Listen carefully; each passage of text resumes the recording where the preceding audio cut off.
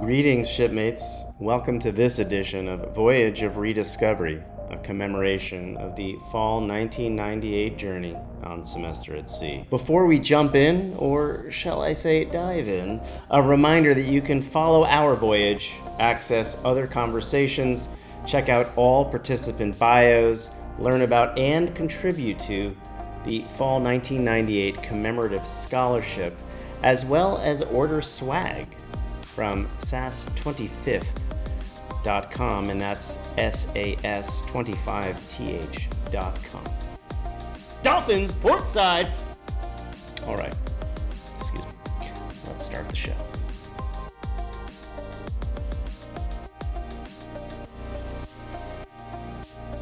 In today's episode, we speak with Mark Tavani. Mark attended the University of Pittsburgh and hails from Philadelphia. Before that, though, earlier generations of his family emigrated to the United States from Italy, and he'll share with us the significance of that port to his journey on semester at sea, as well as other standout memories. Hop on board, everyone. The ship is leaving. I've started by asking everyone how they found out about semester at sea. So what was your story? Semester at sea was a huge part of the reason why I went to the University of Pittsburgh.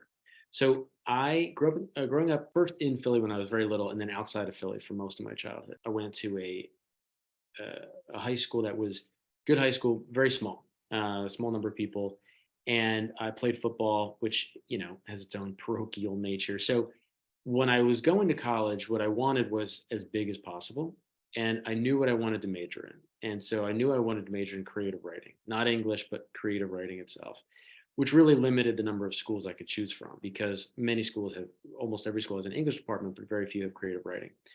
So as I looked around at some of the options that would give me big and creative writing, I really only came down to two. One was Northwestern, and my parents were like, that's so far that you'd have to fly. So we say no. And the other was Pitt. And so then when I looked at Pitt, the other thing that became immediately clear was they were the host of Semester at Sea. And because they were the host of Semester at Sea, there was a chance I could get in position to win a scholarship to go on Semester at Sea. Because financially, without the scholarship, there was no Semester at Sea. There was no way I could do it. So I went to Pitt. I started out as a poetry major. I quickly realized I was not meant to be a poet. And I moved over to fiction. And so I worked on that for 4 years. I also did a lot of theater. But right away, I got to work on trying to position myself to win a scholarship to go on semester at sea. And sometime in my sophomore year, I found out that, or no, I guess the end of freshman year, maybe. Anyway, I found out that I had won it, and I was one of three that had this scholarship to go on semester at sea. So I heard about it when I was looking at Pitt, as a potential school, and it was so appealing. One of the two reasons I went to Pitt. Wow, that's news to me. I was not even aware of that, and that's really, really special. Or perhaps I knew it at some point in time. But I remember not only that the University of Pittsburgh at the time was the sponsor of the program, but that there was a bit of a Pitt contingent. Tell me about that. There was, and I knew almost none of them. There were two people who were Pitt students who were also Philly kids from my neighborhood. And so I knew those two, Natalie DeMoria and Brad Worstel. I knew them. And so we actually flew out together from Philly to Seattle and then took the bus up to Vancouver together, stayed in a hotel room together. And then Brad and I roomed together on the boat. But what I didn't know any of the other Pitt people. When we got on the ship, we quickly meet all of these people who are Pitt people who we've never met. We've probably been in the same room, same lecture hall, same whatever at the same time, but we never knew it. And I became friends with a number of them.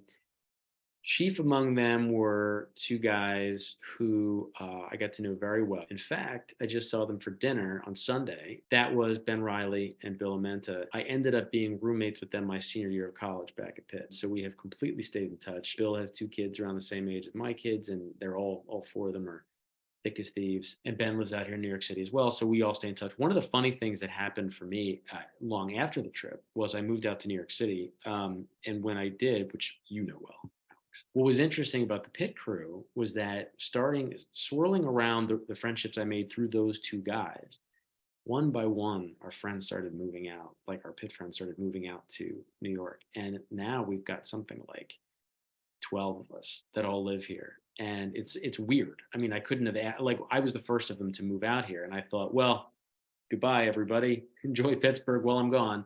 And then they all came up to New York. So that was really cool. So that's one of the things that Semester at Sea has done to kind of shape my life to this day. But yeah, there was a pit crew, and it was really interesting because what you take back from Semester at Sea, what I don't know is how different my experience was coming back from Semester at Sea to a good community of people who had been on the trip with me.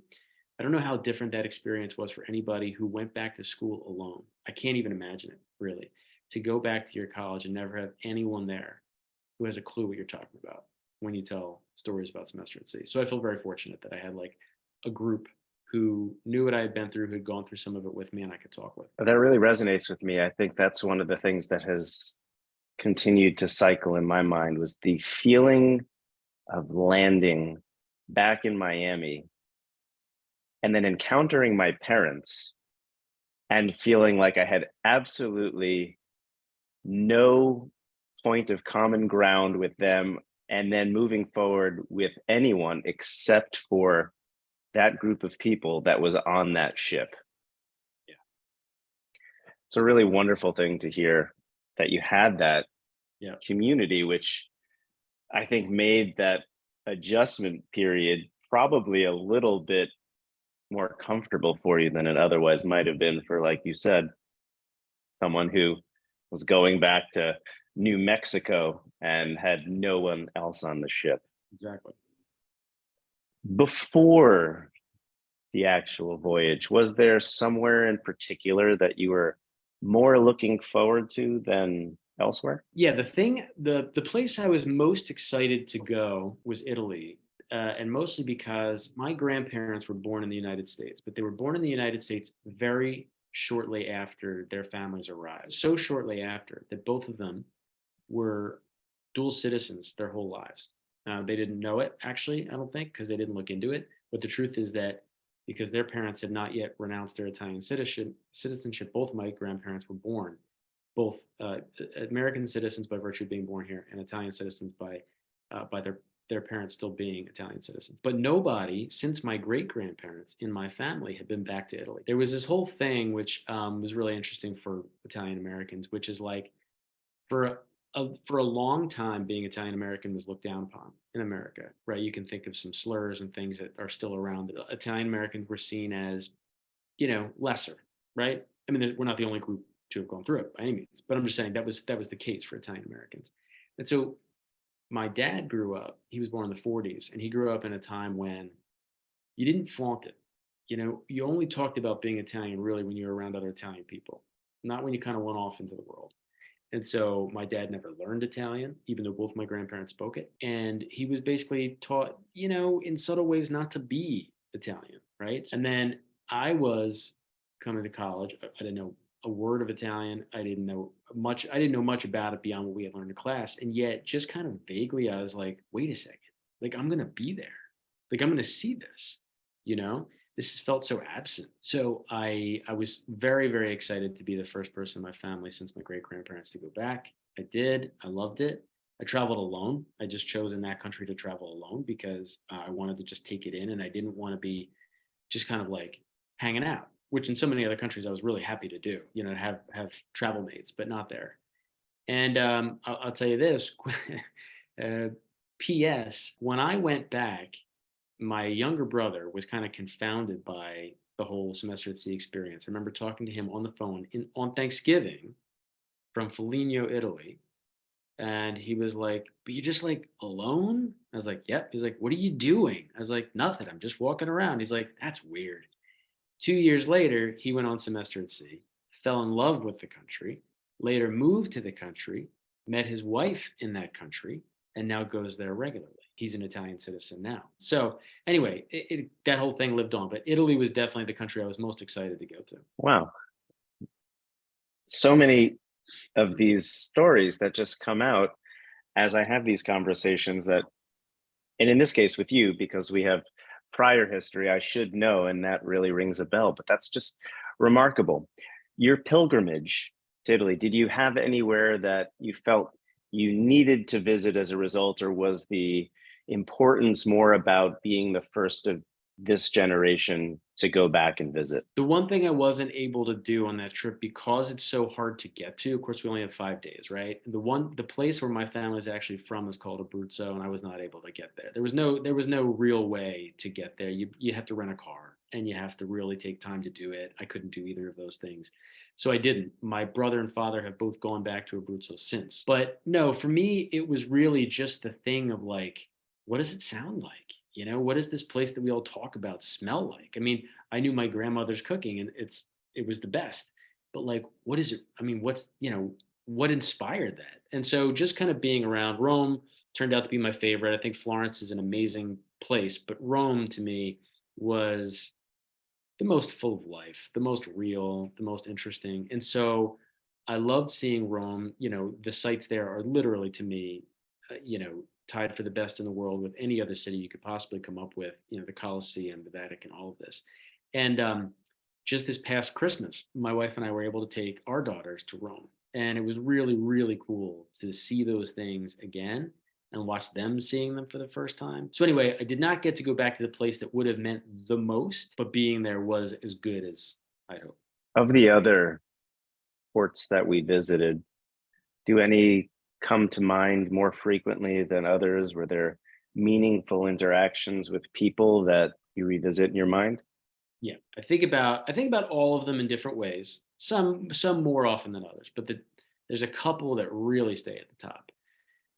Japan made a deep impression, I think, because it came first, right? Like this was us diving into the deep end and just being like, whoa, here we are. I just remember so many stories about how amazing um, the people there were to us, just how kind and how interested and all of that. That was a great experience. But there's two other countries that really just kind of like um, one was India, which I found overwhelming, but in all interesting ways. The size of it, the kind of language confusion, like the number of dialects that are there. So even the people there are speaking slightly different than each other, and then I'm trying to figure out what they're talking about. The travel being, difficult, but interesting. So I found India really, really fascinating. I would love to go back. But the one country that stand out the most was Vietnam. I ended up studying a lot about Vietnam in college after our trip. Like I took one class that was just about the Vietnam War. I took a couple other classes that had to do with Southeast Asia. And it's all because I was so fascinated on that trip. I think it was the country I was kind of most nervous about, just because I thought, I just had this feeling like, well, in recent history, we're the bad guys, right? Like this is a country where America is going to be seen a certain way, and I'm worried about how people will look at us. That obviously turned out to be not true at all. But it was fascinating being there. I loved the food. I loved the people. I loved the sights. All of that was fascinating. But I remember one moment, particularly. If you probably remember Carolyn Fong, who we traveled with.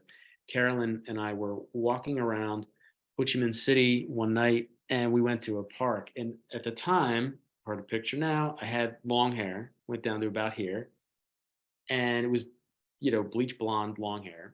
And we went to this park, and we're just sitting there talking. We're just watching people. And out of nowhere, unannounced, completely silent, this young girl like, snuck up behind us. And then without saying a word, she just started braiding my hair. Like she was just grabbing it and just braiding it. And Carolyn's like, "Are you okay with this?" I'm like, "I'm fine with this if she's fine with this."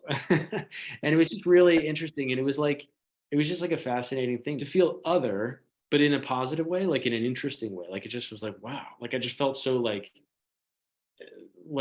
aware of how I might be looked at, and it was really, really interesting experience. But anyway, I found Vietnam to be the most memorable, the most distinct, the most surprising. I'd love to go back there again someday too. Do you still wake in the middle of the night having had a dream of someone braiding your hair? No, no, the dream is gone. The dream is they're remarkably well preserved. No, this is great. Tell me a little bit about you earned this scholarship and you studied creative writing. Mhm. Talk to me a little bit about creative expression over the course of the trip. Did you write or how did you Oh, fuel that passion? oh man, I tell you what, I could send you some pictures if it's useful of my sketchbook. That was the thing that I remember most. took a sketchbook with me, did a handful of drawings, and some of them, a few of them I felt like caught a moment, you know. I took a lot of photos. In fact, I have my photo book here, so I was thinking of taking a look through at the end of this to see if I have any good ones of you that I can embarrass you with. But I did journal a little bit of poetry, stuff like that. Wrote a lot of letters home where I really tried to put some life into those. I will say, I don't think any great creative work came out of it directly because it was so like action oriented. You were just never not in motion. You know what I mean? Like to be on semester at sea and to be like, you know, sitting in the computer lab for hours at a time, that felt absurd. You know what I mean? Like, why would you bother? Like do it when you get home. But then when you get home as a writer, I'm now a book editor, so I work with writers. But as a writer, your brain is always supposed to be recording everything. That's kind of your job, right? So that later you can unspool what happened. But I will say semester two was difficult in that way. I remember a lot of it, but it was so much, so fast. There's that cliche of trying to take a sip out of a fire hose. And it was like that experience wise, where it was just so much, so fast, so many lifetimes in 100 days that later I was like, I can't actually parse this. And anyway, how would you share those experiences with somebody, even through fiction, who hadn't experienced them? It just felt like you had been part of an experience that couldn't be shared outside of it. It would show up, like the trip would show up in creative works I would do later. Like I remember writing one short story that was set in Malaysia, things like that. But I don't think I ever found a creative way to actually put down meaningfully what semester at sea was. I don't think that's uncommon. It was remarkably unbelievable. But you have, at this point, while you've drank from the fire hose 25 years later, I'm sure you've been able to digest some aspects of it. But when you look back on it, how has it influenced your life today, both professionally, personally, in whatever ways it does? Yeah, it does every day. There's no way around that. And I think one of the main ways I noticed that it shaped me was that my life to some degree, but my career has become, I've had a very steady job. I've been with the same job essentially for 23 years. But the job itself is a job where you're taking on new different projects all the time. And I feel like the stamp that semester at sea left on me was take in every experience you can. And I think you could say I'm going to get to the upside of that. But I think the downside to that, if there is one, is that I've never become like a real specialist in the way that some people I know have. Like I didn't go back to grad school to become like the expert this, or I didn't get my MFA, which I could have. I never did that. And I think part of the reason why I never did it was I found it hard to imagine the right choice being picking one thing when you could pick a little bit of everything. And I think that's a leftover from semester at sea. So a little bit in my professional life, I felt like jack of all trades, master of none. And that's cool. Like I still play music like we used to, and that's great. I'm not a professional at it, but I still put a lot of time and love into it, right? I still work out. So exercise is still part of my life, but it's not like I do it in any kind of, official way. And, all kinds of things like that. So I do think that that's the downside, maybe if it has to be a downside, is that I've never been the guy who becomes the perfect expert on any one thing. But on the upside, which I think is extensive, is that it has really encouraged me to always remain open to new experiences, to new perspectives. When you're a book editor, a huge part of your job is to comprehend the mind of the author, right? And it's not just one author. I don't just work with one author, I work with dozens. And so when you do, you can't ever be like, there's only one way to write a book, because there isn't, however many people there are that write, that's how many ways there are to write, right? So as the editor, I always feel like you need to be open to their perspective and their experience and all of that. Everything needs to be bespoke. And I feel like a lot of where I got comfortable with that was on semester at sea. I tell the story from Vietnam where it's like you realize you are the other just like anybody else might be. And it helps you be like, oh, so all assumptions should go away. You know what I mean? I shouldn't assume I know anything about anybody because I haven't asked yet. So I think that's really good. I think that's really been helpful. And I also think that semester at sea, it encouraged a kind of like always be game thing. Like you don't know, when you wake up in a country, you only have 5 days. It's like you can't just be like, I'm taking today off. It's like you just can't. So I think there's a kind of resilience that comes from it because you're like, well, this is it. I only have 100 days and I'm not going to get them back. So I better get out there. So I think some of that has stayed. But yeah, I would definitely say that I think back to it very regularly uh, for either inspiration or just for recollection, but it feels very present. Last question for you. You're a parent, so maybe this would be directed at your kids, but for any impressionable youth thinking about their future, what would you advise them? And I'll expand it. Obviously, semester at sea is your perspective, and that was the program that you opted into. But this kind of experience, how critical is it? And would you suggest that anyone who's able to endeavor to do some similar type of program? I would recommend it completely to anybody who was truly up for it. It's interesting. Of course, when you become a parent, it's harder to imagine sending a kid on a trip like this than it was to imagine yourself when you're a teenager. It was safe when we went, and it was okay that we were drinking beer on the what? Okay, yeah, blah blah blah. Yeah. Wait, so not even doing the when we were kids, which sure, we all have those feelings, but even beyond that, it's like when you're 18 or what were you, 20? I think I was 20 when we went.